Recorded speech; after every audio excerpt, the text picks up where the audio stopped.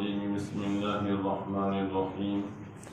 وإذ يعظكم الله إحدى الطائفتين أنها لكم وتودون أن غير ذات الشوكة تكون لكم ويريد الله أن يحق الحق بكلماته ويقطع دابر الكافرين۔ اور اس وقت کو یاد کرو جس وقت اللہ تعالیٰ تم سے وعدہ کر رہے تھے دو جماعتوں میں سے ایک کا کہ وہ تمہارے ہاتھ لگے گی، اور تم چاہتے تھے کہ غیر مسلح جماعت وہ تم کو ملے، اور اللہ تعالیٰ چاہتے تھے کہ حق کو سچا کر دے اپنے کلاموں کے ذریعے اور کافروں کی جڑ کو کاٹ ڈالے۔ لِيُحِقَّ الْحَقَّ وَيُبْطِلَ الْبَاطِلَ وَلَوْ كَرِهَ الْمُجْرِمُونَ، تاکہ سچا کر دے سچ کو اور جھوٹا کر دے جھوٹ کو، اگرچہ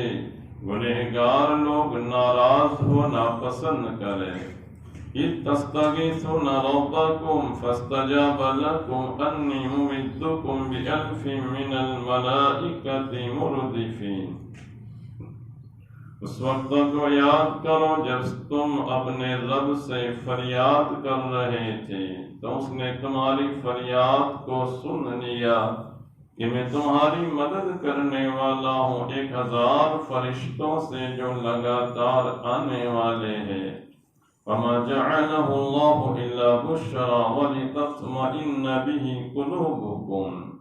اور یہ فرشتوں کی نصرت اور مدد کو اللہ نے نہیں بنایا مگر خوشخبری کے لیے، اور تاکہ اس کے ذریعے تمہارے قلوب مطمئن ہو جاوے۔ وَمَا النَّصْرُ إِلَّا مِنْ عِنْدِ اللَّهِ، اور مدد نہیں ہے مگر اللہ تعالیٰ کی جانب سے۔ إِنَّ اللَّهَ عَزِيزٌ حَكِيمٌ، بے شک اللہ تعالیٰ بڑے زبردست بڑی حکمت والے ہیں۔ غزوہ بدر کا بیان چل رہا ہے۔ جیسے گزشتہ ذکر کیا گیا تھا کہ حضرت ابو سفیان رضی اللہ تعالی عنہ جس وقت انہوں نے اسلام قبول نہیں کیا تھا، کفر کی شرک کی حالت میں وہ زندگی گزار رہے تھے، تجارتی قافلے کی شکل میں وہ تجارت کے لیے گئے ہوئے تھے۔ جب واپسی ہو رہی تھی تو تجارتی سامان اتنا زیادہ تھا، جیسے ذکر کیا گیا تھا مکہ مکرمہ کے ہر مرد کا اور عورت کا اس میں سرمایہ لگا ہوا تھا، اور یہ سب سے بڑی تجارت ان کے لیے ایک بہت بڑی چیز تھی، مسلمانوں کو صحابہ کرام کو تنگ کرنے کی، اپنے اختیار میں اور اپنے قابو میں رکھنے کے لیے سب سے بنیادی اور بڑی چیز جو ان کے پاس تھی وہ یہ تجارت تھی۔ آج کے زمانے کے اعتبار سے اربوں خربوں روپیے کا وہ سرمایہ لے کر ملک شام سے تجارتی قافلے کی شکل میں واپس آ رہے تھے۔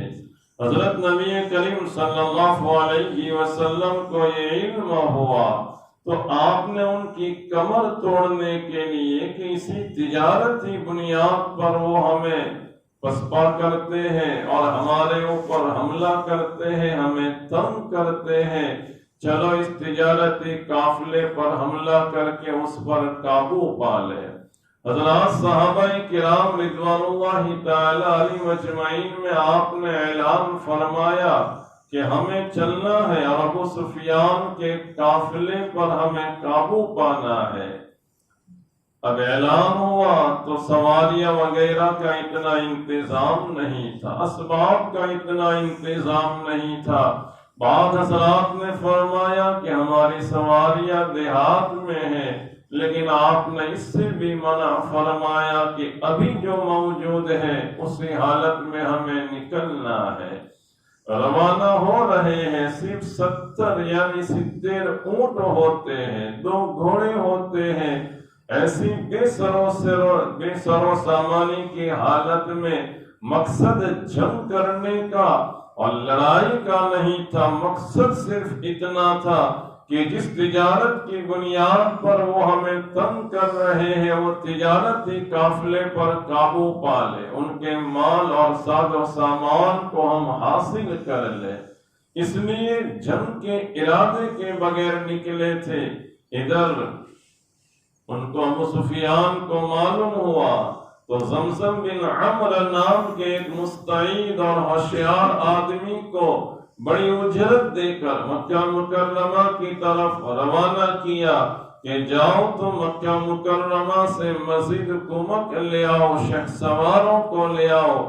کہ یہ ہمارے مقابلے میں اور ہمارے قافلے کا مال لینے کے لیے آ رہے ہیں۔ چنانچہ زمزم بن عمرو نے اس وقت کی جو حالت تھی جنگ کی کہ جب کوئی اہم معاملہ پیش آتا تو جانے والا اپنی سواری کے ناک کان کاٹ دیتا تھا۔ زمزم بن عمرو نے بھی اپنی اٹھنی کے ناک کان کاٹ دیے، اپنے کپڑے جو تھے وہ آگے پیچھے سے پھاڑ دیے اور کجاوا بھی الٹا کر دیا اور مکہ مکرمہ میں اعلان کرتے ہوئے داخل ہوا۔ لوگوں نے سمجھ لیا کہ یہ خطرے کی گھنٹی بجی ہے، کوئی اہم معاملہ پیش آیا ہے۔ مکہ مکرمہ میں اتنی زبردستی کی گئی نکلنے کے لیے کہ مقابلے کے لیے ہمیں جانا ہے۔ اس وقت بعض لوگ ایسے تھے کہ جو مسلمان تھے لیکن اپنے ایمان کو چھپائے ہوئے تھے، وہ جانا نہیں چاہتے تھے لیکن ان کو بھی تیار ہونا پڑا۔ بعض مسلمان علانیہ تھے لیکن ان کی تعداد بہت کم تھی، ان کو بھی نکلنے پر مجبور کیا گیا اور ان مجبور کیے ہوئے لوگوں میں نبی کریم صلی اللہ علیہ وسلم کے چچا حضرت عباس رضی اللہ تعالیٰ عنہ تھے اور آپ کے چچا ابو طالب کے دو بیٹے طالب اور عقیل بھی انہی لوگوں میں تھے جو مسلمان ہونے کے باوجود ان کو ان کی جماعت اور گروہ اور فوج کے ساتھ نکلنے پر ان کو مجبور کیا گیا۔ ان کے پاس 200 گھوڑے تھے، 600 زرہیں تھی، 1000 شہسوار تھے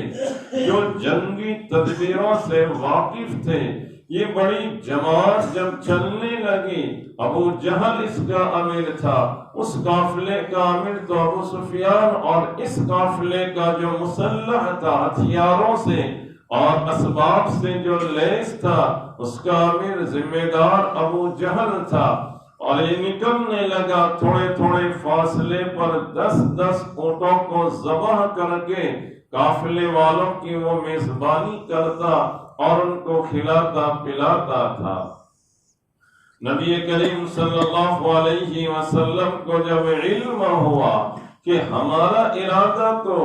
جنگ کرنے کا نہیں تھا، ہم تو اس ارادے سے نکلے تھے کہ ابو سفیان کا قافلہ جو تجارتی آ رہا ہے اور جس تجارت کی بنیاد پر وہ مسلمانوں کی زندگی تنگ کیے ہوئے ہیں، اسی تجارت پر ہم کنٹرول کر لیں، قابو پا لیں تاکہ ان کی کمر ٹوٹ جاوے۔ لیکن یہ تو 1000 شہسوار لوگ اور ساز و سامان کے ساتھ جنگی تدبیروں کے ساتھ ہمارے مقابلے میں آ رہے ہیں۔ آپ نے اپنے اصحاب سے جو مشورہ کیا تو حضرت ابو ایوب انصاری رضی اللہ تعالیٰ عنہ نے مشورہ دیا تھا کہ حضرت ہم جنگ کے لیے تو نکلے نہیں، ہم تو یہ تجارتی قافلہ کی نیت سے نکلے تھے، تو ہمیں جنگ نہیں کرنی چاہیے۔ حضرت ابو بکر صدیق رضی اللہ تعالیٰ عنہ نے فرمایا کہ اللہ کے رسول ہمیں جنگ کر لینی چاہیے، جس مقصد کے لیے ہم نکلے تھے اب نکل ہی گئے ہیں تو مقابلہ کر لیں۔ حضرت عمر فاروق رضی اللہ تعالیٰ عنہ نے بھی جنگ کرنے کا ہی مشورہ دیا۔ حضرت مقداد بن اسود رضی اللہ تعالیٰ عنہ نے بیان دیا کہ حضور جنگ کر لیں، ہم وہ قوم نہیں جو آپ کو ایسا جواب دے جو بنی اسرائیل نے حضرت موسیٰ علیہ السلام کو جواب دیا تھا کہ تم اور تمہارے رب جاؤ لڑو، ہم تو یہاں بیٹھے ہیں۔ ہم یہ کہنے والے نہیں، ہم تو یہ کہیں گے کہ آپ اور آپ کے رب کے ساتھ ہم بھی مقابلہ کریں گے۔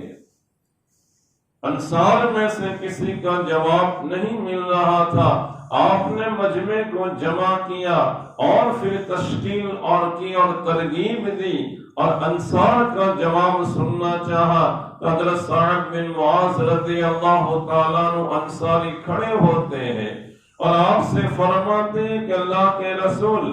آپ اگر سمندر میں گھس جانے کا حکم دیں گے تو سمندر میں داخل ہو جائیں گے، آپ حبشہ جانے کا حکم دیں گے تو وہاں پر بھی ہم پہنچ جائیں گے، آپ نے جو عزم اور ارادہ کیا ہے وہ پورا کر لیجئے۔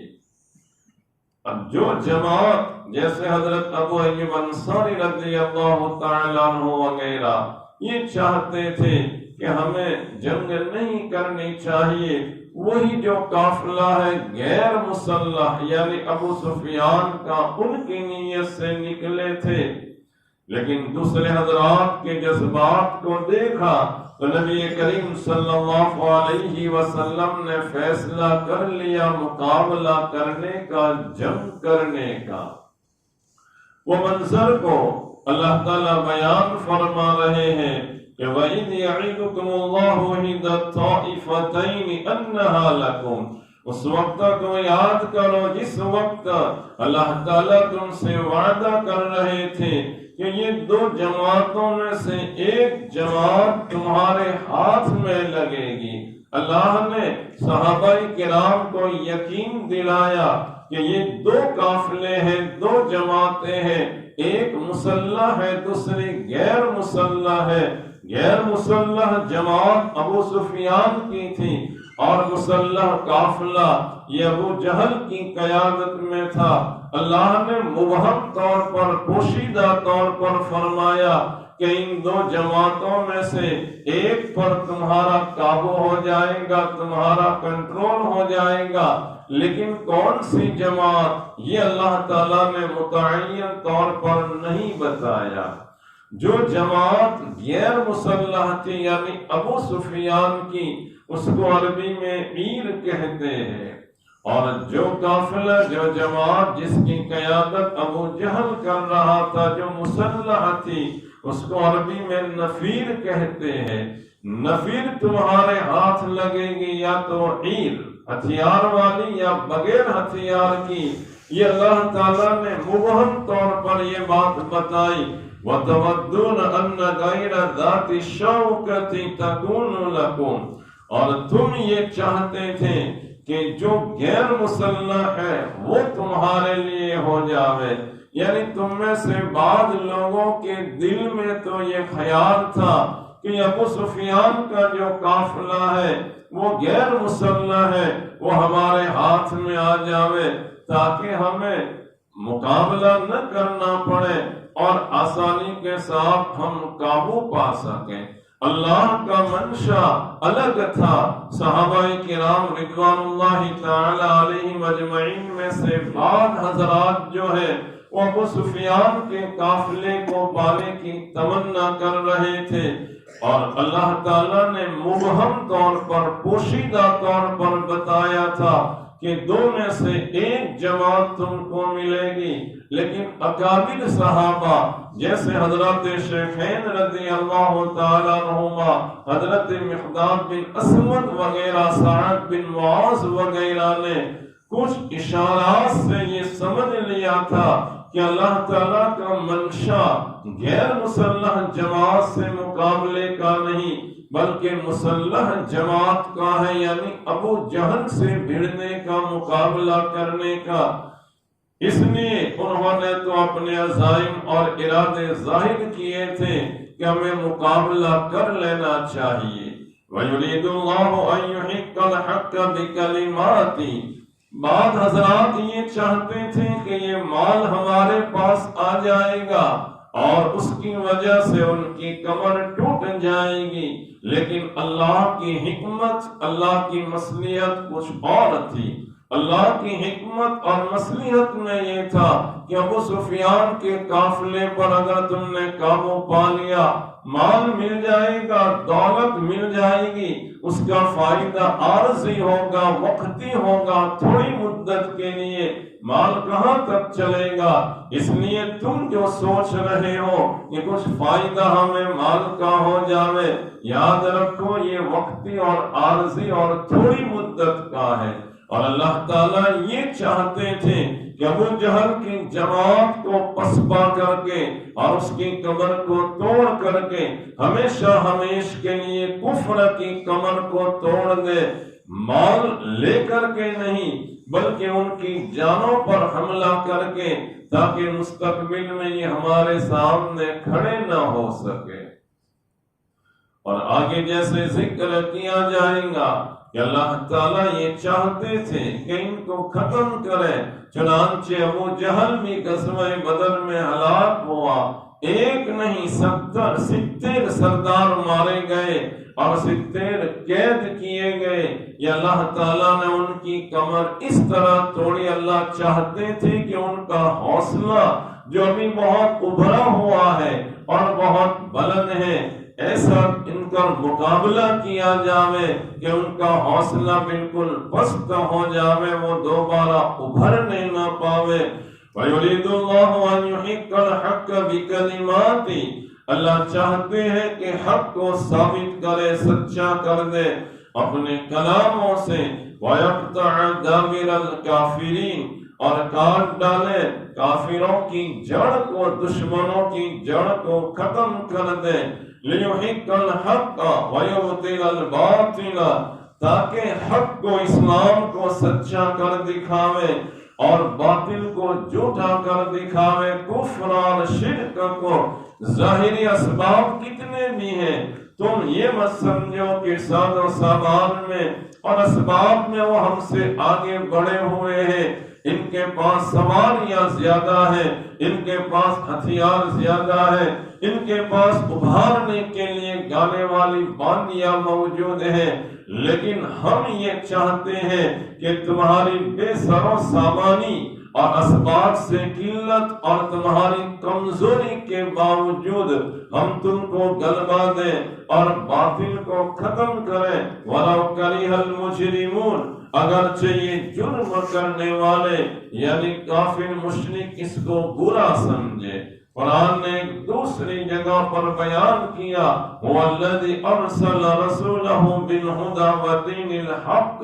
وہ ذات جس نے اپنے رسول کو بھیجا دین حق لے کر کے۔ کیوں بھیجا ہے؟ لِيُظْهِرَهُ عَلَى الدِّينِ كُلِّهِ، تاکہ تمام دینوں پر اس دین کو غالب کر دے۔ وَلَوْ كَرِهَ الْمُجْرِمُونَ، اگرچہ مجرم لوگ اس کو برا سمجھے۔ معلوم ہوا کہ مذہب اسلام عارضی طور پر کبھی دب سکتا ہے لیکن ختم ہو سکتا نہیں۔ اسلام بلند ہونے کے لیے آیا ہے، اسلام مٹنے کے لیے اور ختم ہونے کے لیے نہیں آیا۔ اللہ تعالیٰ نے غزوہ بدر میں ایک ایسی مار لگا دی جس میں یہ بتا دیا کہ دیکھو اعتماد اور بھروسہ میری ذات پر کرو، میں قلت میں بھی تمہیں فتح دینے پر قادر ہوں۔ جیسے حضرت طالوت کا مقابلہ ظالم بادشاہ جالوت سے ہوا تھا، اس وقت بھی اصحاب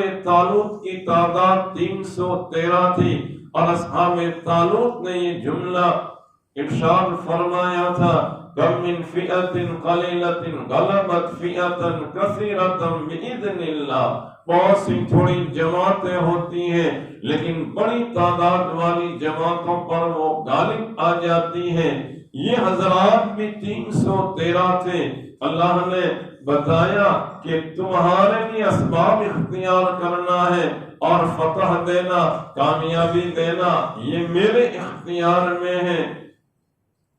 استستغیثون ربکم، تم تو اپنے رب سے فریاد کر رہے تھے جب تمہیں معلوم ہوا کہ اکیلے ابو سفیان نہیں ہے، ابو جہل کے ساتھ 1000 آدمی ہیں، اب مقابلہ کیسے کریں؟ اللہ سے تم مدد طلب کر رہے تھے۔ پھر حضرت نبی کریم صلی اللہ علیہ وسلم سجدہ ریز ہو کر کے دعا کر رہے تھے، اے اللہ یہ جماعت ایسی ہے کہ اگر یہ آج ہلاک ہو گئی تو قیامت تک کوئی تیرا نام لینے والا نہیں ہوگا، یہ امت بھی آخری ہے، نبی بھی آخری ہے۔ مفسرین کرام فرماتے ہیں جب آپ دعا فرما رہے تھے، آپ کے بدن مبارک پر چادر تھی، وہ چادر گر گئی، صدیق اکبر رضی اللہ تعالیٰ آگے بڑھتے ہیں اور چادر کو رکھ دیتے ہیں اور پھر فرماتے ہیں اللہ کے رسول،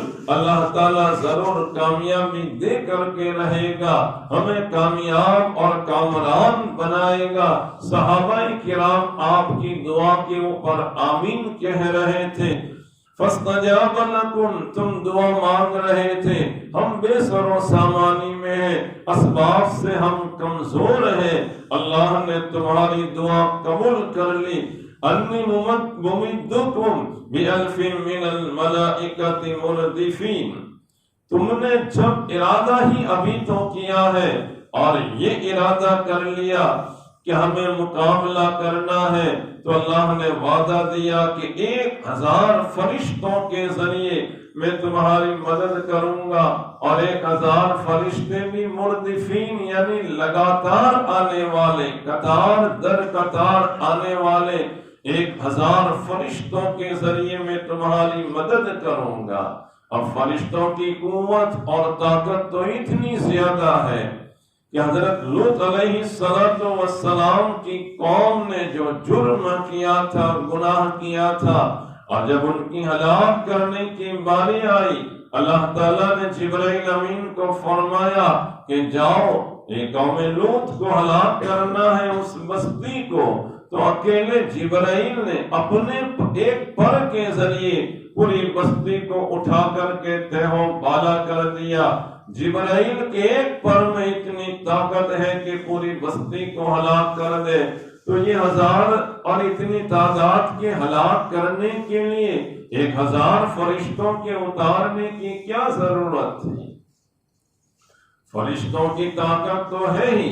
لیکن بعض جناتوں کی طاقت بھی بہت بڑی ہوتی ہے۔ حضرت سلیمان علیہ السلام کے زمانے میں جب حضرت سلیمان علیہ السلام سفر میں جا رہے تھے اور حاضری لی، اس میں سے ہدہد پرندے کو نہیں پایا، آپ نے فرمایا کہ وہ آئے گا تو ہم اس کو ذبح کر دیں گے، اس لیے کہ وہ غیر حاضر ہے۔ ہاں اگر کوئی خبر لے کر کے آوے اہم تو اس کو بچ سکتا ہے۔ تھوڑی دیر میں وہ ہدہد آیا اور خبر بتائی کہ یہاں تو ملکہ سبا، جو سبا علاقہ تھا، وہاں کی رانی ملکہ جس کا نام بلقیس تھا، وہ آفتاب کی پوجا کرتی ہے، پرستش کرتی ہے، حکومت چلاتی ہے۔ اب یہ خبر دی کہ آپ کے قریب میں ایسا حال ہے۔ حضرت سلیمان علیہ السلام نے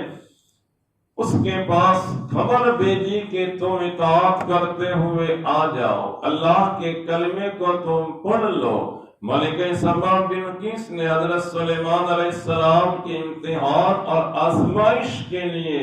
کچھ ہدیے تحفے بھیجے، 500 غلام بھیجے، 500 بالیاں بھیجی، 500 سونے کی اینٹیں بھیجی اور بہت سارا ساز و سامان، اور یہ سوچا کہ اگر یہ حقیقی پیغمبر ہوں گے تو ہدیہ قبول نہیں کریں گے،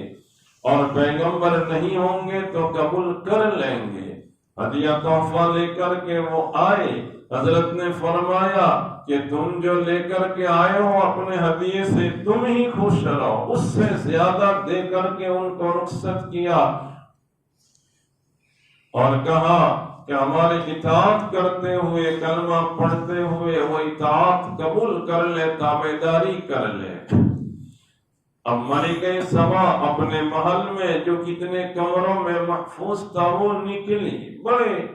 ہزاروں کی تعداد میں سرداروں کے ساتھ، بڑی تعداد کے ساتھ وہ آ رہی تھی حضرت سلیمان علیہ السلام کے پاس، لیکن حضرت سلیمان علیہ السلام نے اپنے درباریوں میں سے فرمایا کہ بتاؤ اس کے تخت کو میرے پاس سب سے جلدی لے کر کے کون آ سکتا ہے؟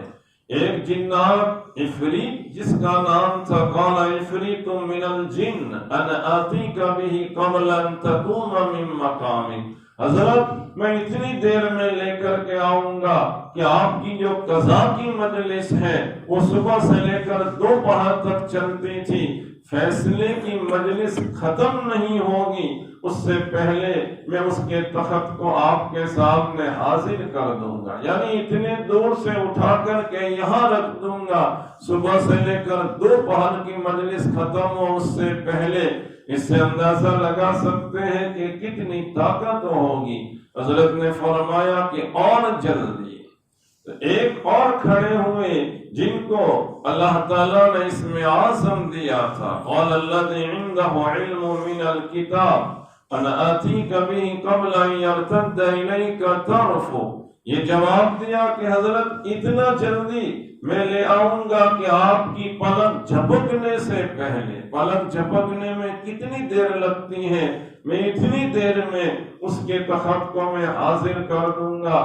چنانچہ اس نے حضرت سلیمان علیہ السلام سے فرمایا کہ آپ آسمان کی طرف دیکھیے، اتنی دیر میں اس نے اسم اعظم پڑھا اور پھر آنکھیں بند کر کے کھولی، پلک جھپکنے میں تو ملکہ سبا بلقیس کا تخت اپنے سامنے موجود پایا۔ حضرت سلیمان علیہ السلام فرماتے ہیں یہ تو میرے پروردگار کا فضل ہے، میرے پروردگار کی مہربانی ہے۔ ایک جنات کو اللہ نے اتنی قوت اور اتنی طاقت دی تو فرشتوں کی طاقت کا تو ہم اندازہ نہیں لگا سکتے، پھر بھی 1000 کا وعدہ کیوں کیا، وہ بھی لگاتار اور قطار در قطار۔ مفسرین کرام فرماتے ہیں وجہ یہ ہے، ایک تو تعداد کا اثر لوگوں کے اوپر پڑتا ہے، یہ تعداد بتا کر کے ان کے حوصلوں کو پست کرنا، پسپا کرنا مقصود تھا